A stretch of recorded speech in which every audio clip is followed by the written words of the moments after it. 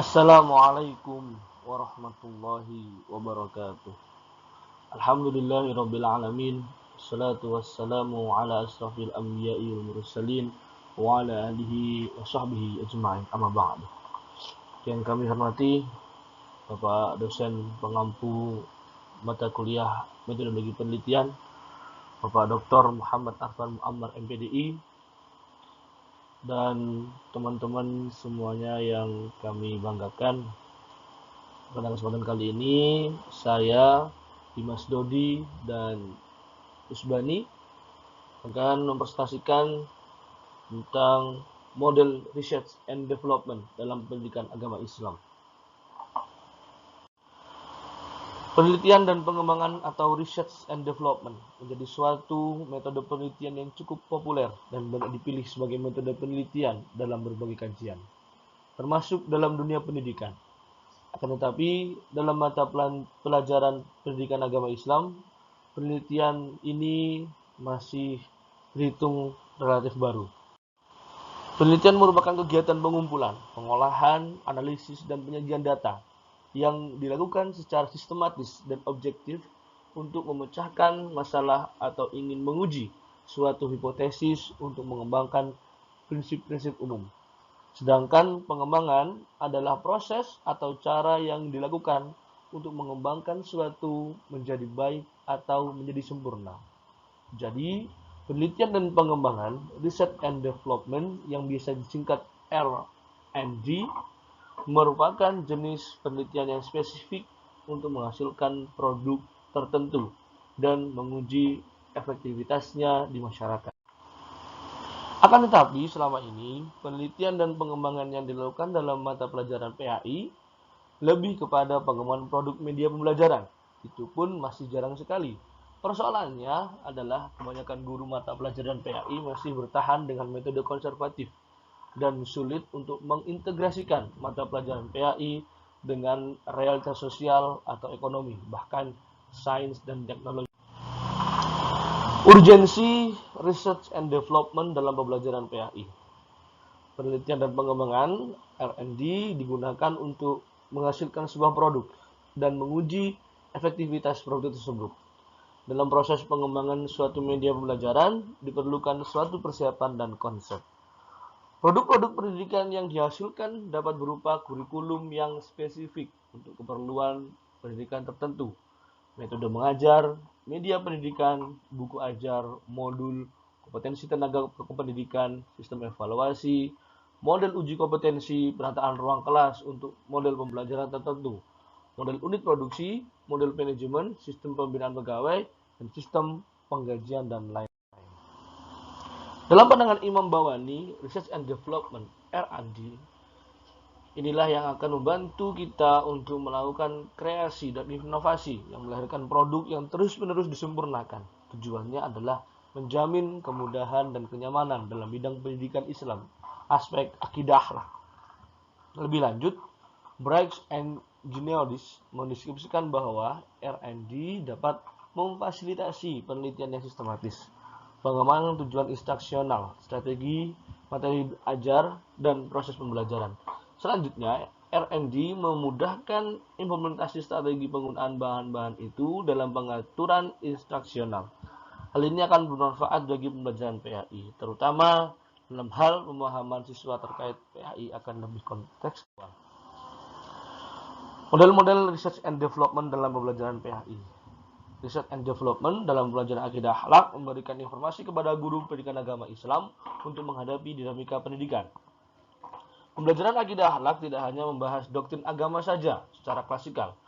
Pembelajaran akidah akhlak harus lebih inklusif, dinamis, dan berkembang. Untuk itu, research and development adalah instrumen penting. Langkah-langkah R&D dalam pendidikan Islam. Agar pembahasan research and development dalam pendidikan Islam lebih lengkap, maka penulis uraikan langkah-langkahnya merujuk pada Imam Bawani. Langkah-langkah R&D dapat diklasifikasikan sebagai berikut. Yang pertama ada pencermatan potensi siswa yang jelas. Kemudian pengumpulan data-data, desain produk, validasi, revisi 1, uji coba, kemudian revisi kedua, kemudian uji coba pemakaian, 9 pengadaan produk. Seperti yang kita lihat, langkah-langkah R&D pembelajaran akidah akhlak 1 menurut Membawani seperti ini. Sementara Brock and Gale menguraikan langkah-langkah R&D seperti berikut ini. Yang pertama, penelitian dan pengumpulan data yang meliputi pengukuran kebutuhan, studi literatur, penelitian dalam skala kecil.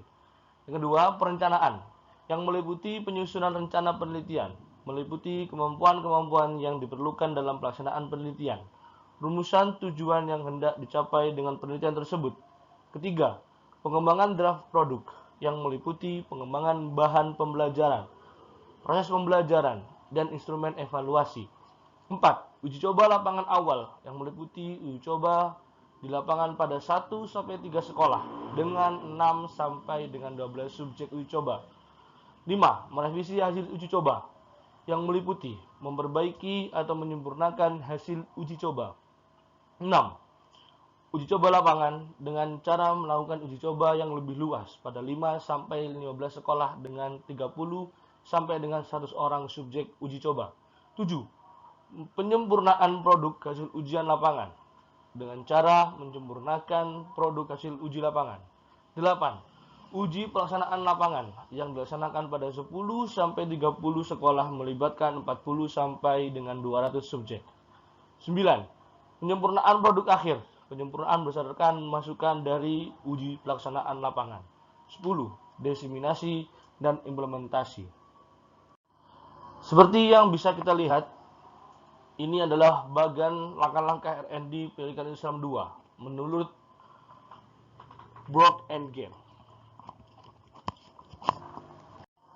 Aspek Research and Development Pendidikan Islam. Diskusi tentang aspek penelitian dan pengembangan dalam pembelajaran pendidikan Islam adalah upaya penulis untuk memperjelas lingkup yang akan diteliti dan dikembangkan di lembaga-lembaga pendidikan.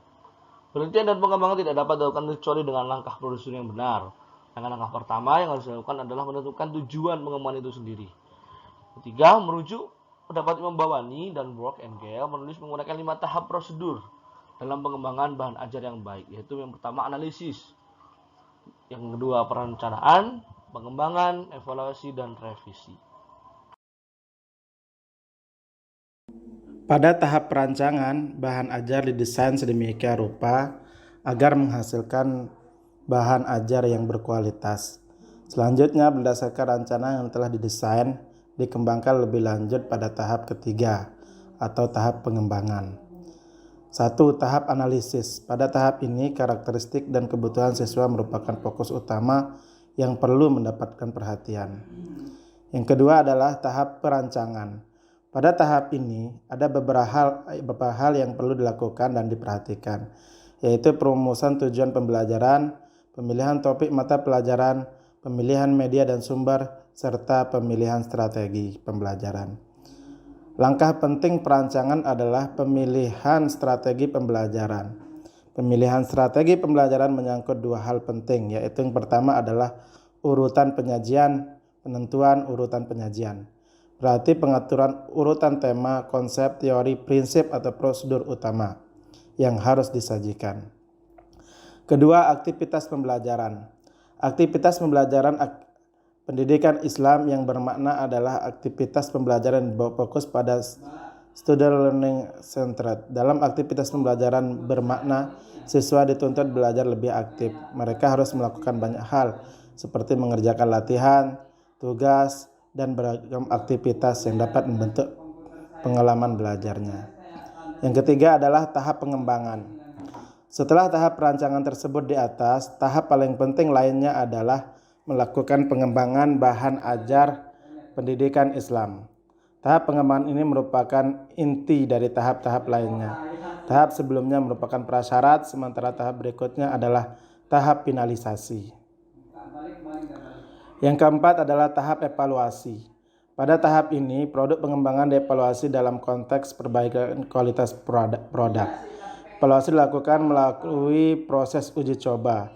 Masukan-masukan yang diperoleh pada tahap ini selanjutnya akan digunakan untuk perbaikan produk. Yang kelima adalah revisi. Masukan pada tahap evaluasi diakomodasi sedemikian rupa untuk kemudian diintegrasikan dalam proses perbaikan bahan ajar. Dalam hal ini, revisi materi pendidikan agama Islam berbentuk menghilangkan bagian tertentu, memperluas penjelasan atas suatu topik, memilih yang lebih mudah, merubah gaya bahasa, memperbaiki kalimat, menambah latihan, contoh analogi, ilustrasi, contoh kasus, menambah penggunaan media lain yang dianggap dapat memperjelas dan membantu siswa dalam proses belajarnya. Terima kasih.